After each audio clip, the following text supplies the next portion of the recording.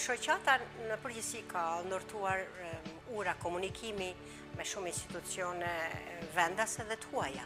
Ne përmendëm më përpara dhomat e tregtisë, por kemi pasur edhe shumë partnerë të huaj, të cilët neve jemi bashkangjitur për të marrë një përvojë sa më shpejt, për të marrë një informacion dhe formim edhe më të mirë dhe për të lidhur edhe me botën jashtë. Dhe një ndër këto partnerë ishte edhe Gizi, i cili pasi lançoi një projekt e det, krijoi edhe një grup që quheshin Nukleus. Nukleus nga latinishtja ne e dim që është bërthama, por në kuptimin e gjerë fjalës dhe për cilin ne jemi mbledhur Nukleus është një grup biznesi, grave apo burrave që janë me të njëjtin profesion. Dhe kjo ishte një zgjedhje shumë e mirë.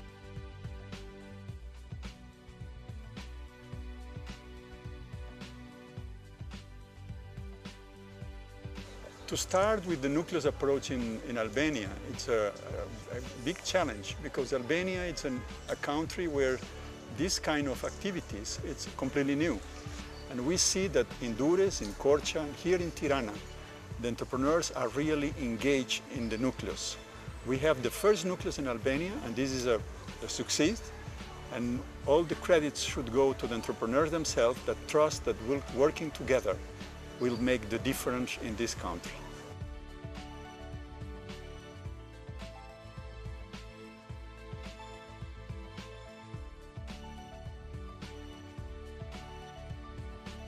Knowing about the nucleus approach, which has been developed in Brazil and been tested in a lot of countries, knowing that it has an approach including the entrepreneurs, but also organizations who are created to support private sector development, I thought it was a good way of trying out if Albania, as a country with a specific historical package, with a kind of need of entrepreneurial culture and entrepreneurial learning, to find out if a group-based approach like the nucleus could not deliver services they were asking for.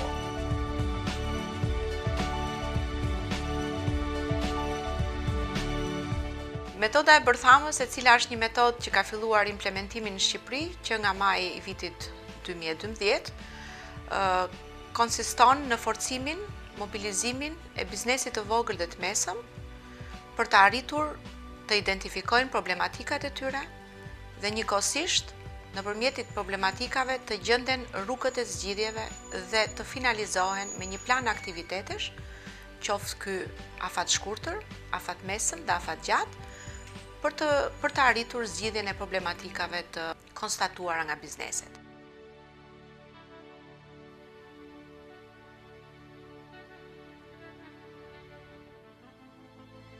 Problemet janë të shumta duke filluar nga konkurrencë e pandeshme, çmimet e larta të lëndës parë, promovimet që mund të bëhen që janë të ulta. Problemi numër 1 për furat e bukës unë e quaj shitja e pa kontrolluar dhe bizneset e pa licencuar. A është problemi numër 1 për mua. Më thënë se shitet buka në për dyqane të vogla ku nuk janë të përshtatshme për shitjen e bukës, që më mendoj që kjo duhet ndalohet.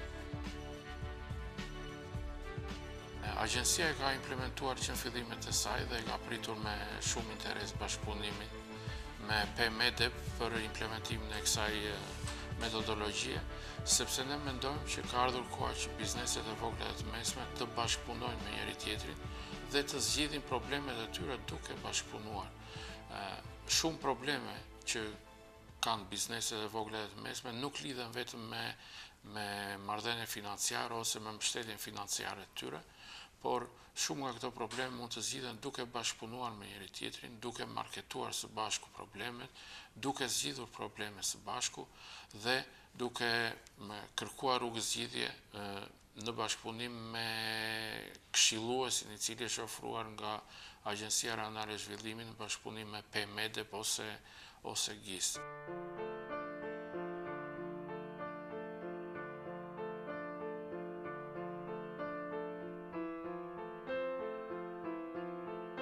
Përgjithsisht shikoj që bërthama ka ndikuar pozitivisht, kemi marrë eksperiencat e njëri tjetrit, kemi parë çfarë përdorin konkurrentët dhe në rastin e bërthamës tashmë i kemi partner. Ekziston një frymë më e madhe bashkëpunimi, e kemi më të thjesht të bashkëpunojmë tash, që njihemi më nga afër. Dim cilat janë avantazhet, disavantazhet e njëri tjetrit dhe si mund të përmirësojmë tonat duke parë shembujt e njëri tjetrit. Domethënë, bërthama është një burim i mirë informacioni për ta përdorur në të mirën e interesave të punës të gjithë secilit.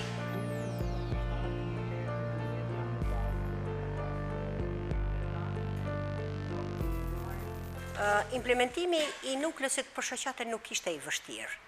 Por atë që e përqafoj shoqata, ishte sepse më në fund po e ndante dal nga dal grupimin, pavarësisht se në mënyrë empirike e bante vetë, dhe ne kemi bashkuar shpesh gratë hoteliere, për shembull, ose kemi bashkuar shpesh gratë që importojnë, ose gratë artizanale.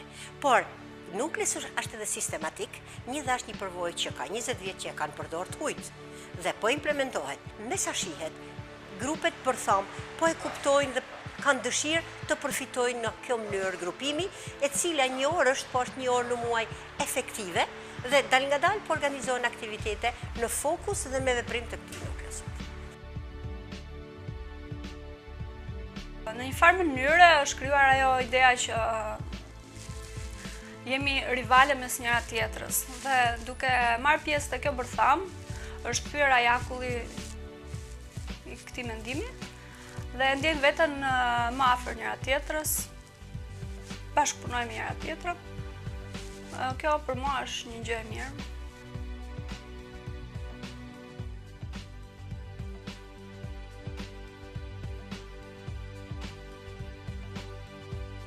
Të gjithë ne shikonim njëri tjetrin si biznese konkurrent me njëri tjetrin, duke shikuar që të merrnin gjithë secili klientin e tij, sikur do shisnin vetëm njëri nga ne vaj, praktikisht. Tani është komplet gjë e kundërt. Të gjithë shikojmë se ku mund të ulim kostot tona të prodhimit, që të shkojmë direkt te klienti me një çmim edhe më të ulët, por gjithashtu edhe me një cilësi më të lartë. Unë erdha me dëshirë në nuklin e hoteleve, edhe ati vërtet gjetëm një ambient të mirë që diskutoj dhe që evidentoj problemet tona. Duke u munduar për të gjetur rrugën më të mirë, gjetëm një furnitor i cili na ofroi një furnizim shumë efikas cilësor në Tiranë, një furnitor i cili na dha një mundësi për të bërë vërtet një furnizim cilësor, pa ulur cilësinë, dhe njëkohësisht me kosto të kontrolluar dhe shumë të arsyeshme. Ideja është që jo vetëm që bëjmë grupe të veçanta, por tani po i vëmë në bashkëpunim me njëri tjetrin.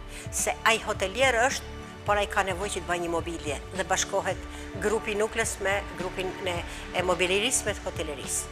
Ose ai që është artizan ka nevojë të hajë një restorant të mirë.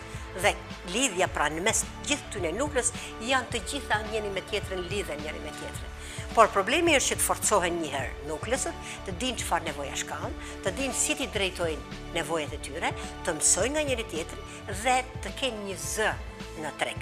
Nëse kanë një zë, ato do të jenë shumë më mirë edhe para politik bërësve, por edhe para konkurrencës. Me krijimin e këtyre bërthamave, do të thënë puna duhet të shkonte shumë më mirë, se do bashkëvepronin me njëri tjetrin, do shkëmbenin eksperiencë, mund të them në shumë aspekte, për shembull që këto ishte një gjë shumë e mirë.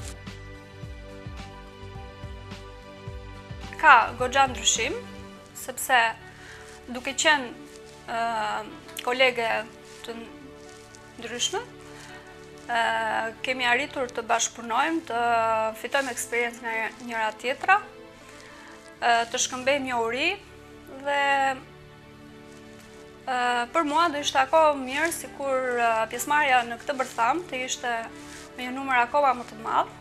Kjo do të bënte që edhe shkëmbimet e eksperiencave dhe njohurive të ishin akoma më të mëdha. Mënyra e bërthamave jep mundësi bashkëpunimi me njëri tjetrin, jep blerje të shumë materialeve të përbashkëta që ulin direkt koston e prodhimit. Gjithashtu është dhe një lobim shumë i madh duke bashkëpunuar me njëri tjetrin, lobohet edhe për klientelën, lobohen me struktura shtetërore dhe në shumë aspekte tjera të jetës. Që kështu ne tani jemi më të fortë me njëri tjetrin praktikisht. Kjo pasqyrohet edhe në gjetjen e tregjeve të përbashkëta, po edhe në marrjen e materialeve me kosto më të ulët. Rezultati që kemi arritur ne, të paktën në 2 bërthamat që unë kam këshilluar, ka qenë një rezultat i mirë, ku i është treguar bizneseve të vogla dhe të mesme që nëpërmjet një koordinimi, nëpërmjet nxjerrjes problematikave mund të çohen edhe në zgjidhjet e tyre, siç është mosnjoja e produkteve shqiptare, vajt, ullirit, edhe brenda kufive të Shqipërisë, po dhe në rajon dhe mëtej, duke menduar si mund ta promovojmë, si mundemi ne të bëhemi më të mirë cilësisht me produktin ton, dhe fatmirësisht ka akoma shumë për të bërë në përqasjen e metodës bërthamës. Përfitimet janë këto se problemet që kam unë në biznes mund t'i ketë edhe një biznes tjetër të njëjtat, edhe nëse bashkohemi disa biznese bashkë mund t'i eliminojmë, mund të marrim oferta më të mira dhe shumë gjëra tjetër. Mendoj që gjithmonë bashkëpunimi sjell të mira. Besoj që asnjë biznes ka duke qenë të bashkuar mund të përcjellin përpara dhe interesat e përbashkëta, domethënë zëri të jetë më i fortë i interesave tona për të bashkë, dhe shoh që deri tani përcjellen vetëm tek njëri tjetri. Duhet vi dita që ti përcjellen edhe te instanca më të larta, të cilat mund të na ndihmojnë për gjëra të cilat ne nuk mund të zgjidhim thjesht nga ky bashkëpunim. Ne kemi sentencë shqip shumë të bukur, bashkimi bën fuqi. Së bashku ne kemi mundësi që të rritim forcat tona, të rritim fuqitë tona, dhe të kemi mundësi që sfidën me turizmin ta kalojmë me sukses.